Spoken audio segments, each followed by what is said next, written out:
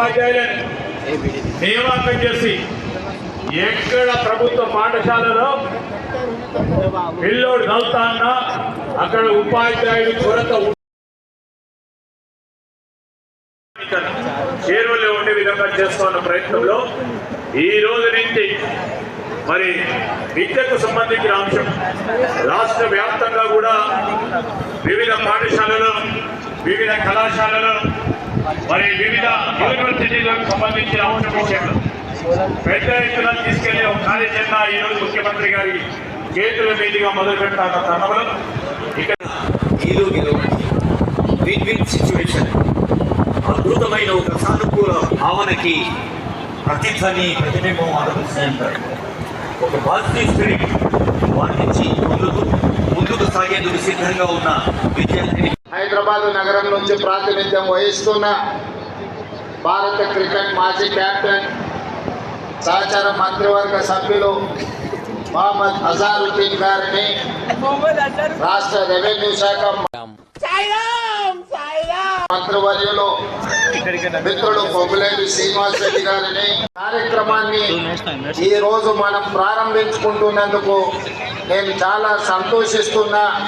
విద్యాశాఖ అధికారులను మనస్ఫూర్తిగా నేను అభినందిస్తున్నా. మీరందరూ పెద్ద ఎత్తున చప్పట్లతోని ఈ అధికారులందరినీ అభినందించాల్సిందిగా విజ్ఞప్తి చేస్తున్నా. మిత్రులారా, తెలంగాణ నేపథ్యం గురించి నాకంటే విద్యాశాఖకు సంబంధించిన మీకు ఎక్కువగా తెలుసు. ఆనాడు ఉమ్మడి రాష్ట్రంలో తెలంగాణ ప్రాంతం గురవుతున్న వివక్షను గుర్తించి 69 తొలి తెలంగాణ ఉద్యమం కావచ్చు, లేదా 2009 మళ్ళీ తెలంగాణ ఉద్యమంలో కావచ్చు, కాకతీయ ఉస్మానియా యూనివర్సిటీలు, వివిధ జిల్లాలలో ఉన్న యూనివర్సిటీలతో పాటు కళాశాలలు, విద్యార్థులు ఉవ్వెత్తున తెలంగాణ ఉద్యమాన్ని ముందుకు ఉరికించదు. కాబట్టి ఈనాడు తెలంగాణ రాష్ట్ర కళ సాకారమైంది. ఆ నిజమైన తెలంగాణ రాష్ట్రంలో ఈరోజు మనం నిర్ణయాలు తీసుకోగలుగుతున్నాం. ఇవాళ విద్యార్థులారా, విద్యార్థులు వాళ్ళ చదువులు, వాళ్ళ కళాశాలలో సమస్యలనే కాదు, తెలంగాణ సమాజం ఎదుర్కొంటున్న వివక్ష కావచ్చు, తెలంగాణ రాష్ట్రానికి రావాల్సిన నిధులు కావచ్చు, నియామకాలు కావచ్చు, తెలంగాణ రాష్ట్ర రాజకీయ ప్రాతినిధ్యం కావచ్చు. ఎప్పుడైతే సమస్య వచ్చిందో ఈ సమస్యకు పరిష్కారం శాశ్వతంగా చూపించలేదు. ప్రతి సందర్భం తెలంగాణ సమాజానికి వచ్చిన సమస్యను తమ సమస్యగా భావించి ఈ ఉస్మానియా కాకతీయ విద్యార్థులు ఉద్యమం బాట వైపు నడిచింది. వాళ్ళ సామాజిక బాధ్యతను, వాళ్ళ యొక్క చైతన్యాన్ని ఈనాడు మనం గుర్తించి ఆయా యూనివర్సిటీల పునరుద్ధరణ చేయడమే కాకుండా అక్కడ అంతర్జాతీయ స్థాయి మౌలిక వసతులను ఏర్పాటు చేయాలి అని మన ప్రభుత్వం కృత నిశ్చయంతోనే ఈరోజు కార్యక్రమాన్ని తీసుకొని ముందుకు వెళ్తుంది. మిత్రులారా, మీకు అందరికీ తెలుసు, యూనివర్సిటీలను నిర్లక్ష్యం చేస్తే, విద్యను ఒకవేళ నిర్లక్ష్యం చేస్తే తెలంగాణ సమాజం బలహీనపడుతుంది.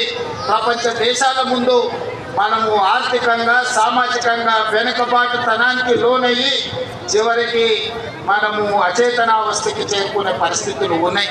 అందుకే ఈ తెలంగాణ సమాజంలో పేదలకు విద్యను, నాణ్యమైన విద్యను, సాంకేతిక నైపుణ్యాన్ని అందించడం మా ప్రభుత్వం ఒక గురుతర బాధ్యతగా భావించింది.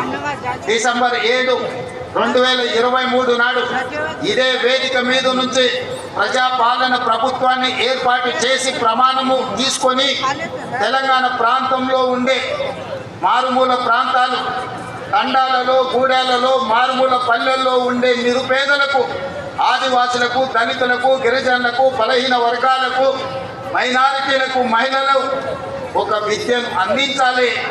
ఈ విద్య ద్వారానే ఈ సమాజంలో మార్పు తీసుకురాగలుగుతామని భావించి ఆనాటి నుంచి ఈనాటి వరకు ఆ శాఖను నా దగ్గరనే పెట్టుకొని ప్రత్యక్షంగా పర్యవేక్షిస్తూ అవసరమైన నిధులను, అనుమతులను మంజూరు చేస్తూ ఒక్కొక్క అడుగు ముందుకు వేస్తూ ఉన్నాం. ఇవాళ టీచర్లందరికీ తెలుసు, దాదాపుగా రిక్రూట్మెంట్ జరగక పెండింగ్ ఉంటే వచ్చిన ఎంబడే 11,000 పైగా టీచర్ల నియామకాల కోసం డిఎస్సి నోటిఫికేషన్ ఇచ్చి 60 రోజులు తిరగక ముందే నోటిఫికేషన్ నుంచి నియామకాల వరకు ఇదే ఎల్పి స్టేడియంలో ఈ దేశంలోనే మొట్టమొదటిసారి ప్రశ్న పరీక్షలు నిర్వహించడం నుంచి నియామకాల వరకు దాదాపుగా 11,000 మంది టీచర్లను నియమించిన ప్రభుత్వం మన ప్రభుత్వం, ప్రజాప్రభుత్వం అని నేను చెప్పదలుచుకున్నాను.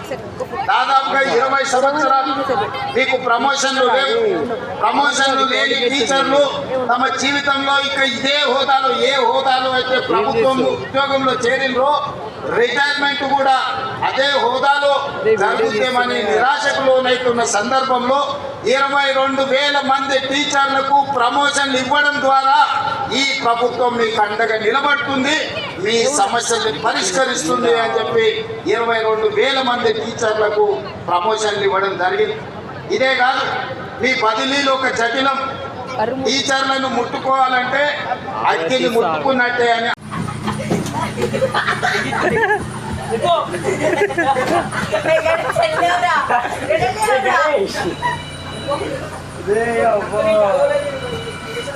అరే రే ప్రతిష్టాన్ ఇక్కడ రమ్మన్ మామ ఇక్కడ తారా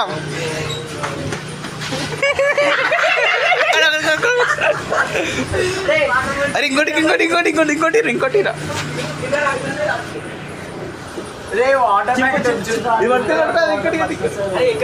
ఇంకోటి ఇంకోటి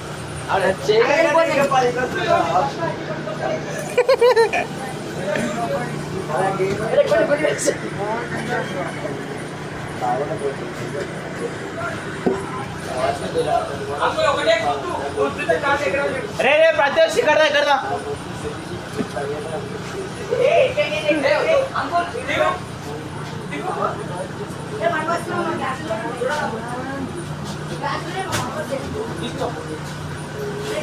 జ్ఞానం లేదు